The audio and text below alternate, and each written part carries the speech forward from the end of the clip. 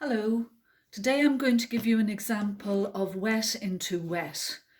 It's a watercolour technique, but today we're going to do it in black and white using black ink and brushes and water. I'm just going to show you initially how you need to have good quality paper, an A2 sheet, possibly out of your sketchbook, and you fold it over and divide it up into as many A5 sheets as you can get. So you can see I'm just folding it over. That was A3, now I'm down to A4, and folding it again, and I'm down to A5. Now I'm only using a pair as an example of the subject matter.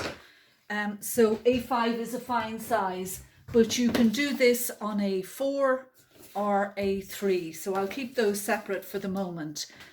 So this is my subject matter. On my table, I have ready to go a couple of cheap flat brushes. These you can get in any art shop, and they're about €3 for 4 of them.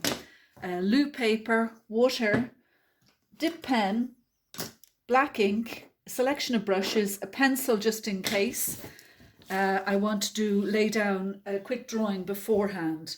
So I'm just going to place my pair. I'm going to try and get it to sit in an interesting way with the light and the dark. And the first thing you do is you take your flat brush, dip it in the water, and you just bring the water easily over the sheet of paper. Then you can get one of your sable or watercolor brushes, or any brush that you have, and you start to represent it. So you're not going to use the ink straight out of the bottle because it'll be too dark, and this is not a very dark object. So I'm just going to work on the shading. Obviously the shading and the shadow reveal the form, and that's what I'm trying to do here. So I'm just going for the outline shading and a suggestion of the stalk. And then I'm going to dilute it a little bit more and put in the lighter shadow underneath. If you feel like it's gone too dark or it's not the exact tone that you want, you can just lift it off with a bit of tissue. So I just want to have a very light shadow there because I'm using a photographic lamp behind so that you can see clearly what I'm doing when I'm doing it.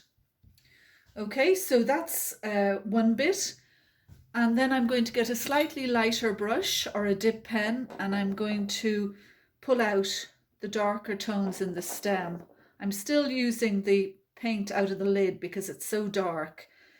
And the whole thing about this is not to be too literal. I mean, you need to know that it's a pear at the end of the day, but it's to be suggestive of it rather than literal. I mean, when you put in the wet into the wet, it's very hard to control it anyway. So you just have to see it, and you might leave that then as it is, or you could draw in a little bit of an outline in a light wash and come back with your dip pen later and see what happens.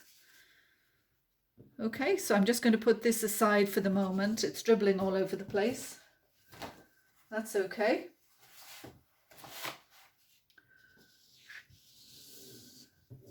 Going to leave it there, and then I'm going to try another composition, getting another A5 sheet of paper, and this time I'm going to just draw, before I wet the page, I'm going to just draw the form roughly so I have a greater sense of the composition. This drawing will disappear when you put the ink down, but it does help. Anybody who knows any Chinese art, this is a very typical approach, except that they have amazing control of their form. So I'm just saying that's roughly it from what I can see.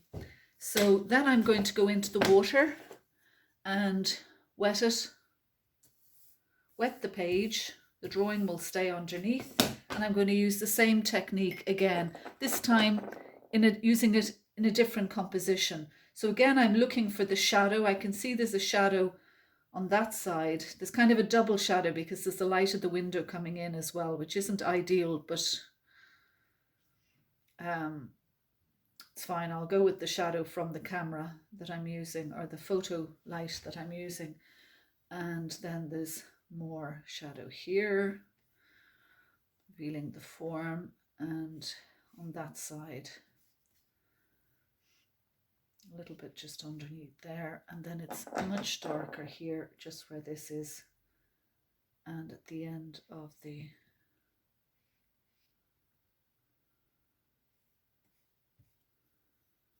so you just pull it out. It's not supposed to be literal, it's supposed to be suggestive, and you can come back to this later and do a bit more work on it when it's not quite so wet. The water will evaporate really quickly on the page. It gets absorbed into the page a bit more, and then you can go back and do it a bit more. But you can see already, like, they're very suggestive. I'll just hold this one up. You can see how evocative it is, even if it's a bit of a puddle at the moment. So these are some I did earlier with this, and I would just, the shading was, the shadows were a little bit darker, and you can go back in then and have a little bit more control over what you're doing and pull out the shadow a bit more. So it's very suggestive and evocative, and it's quite three-dimensional as well, at the same time as being very fluid. So that's basically it. I'll go back to this one and just show you what it's like with a dip pen.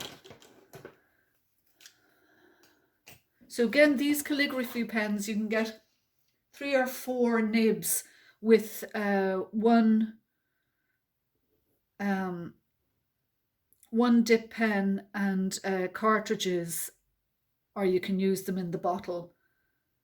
So again, if the line is too dark, you can soften it up. But I love it, and I think it's very evocative. I'll send you some examples of work that I've done with it. Anyway, enjoy.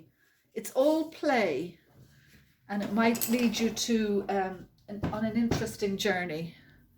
All right, see you later. Bye.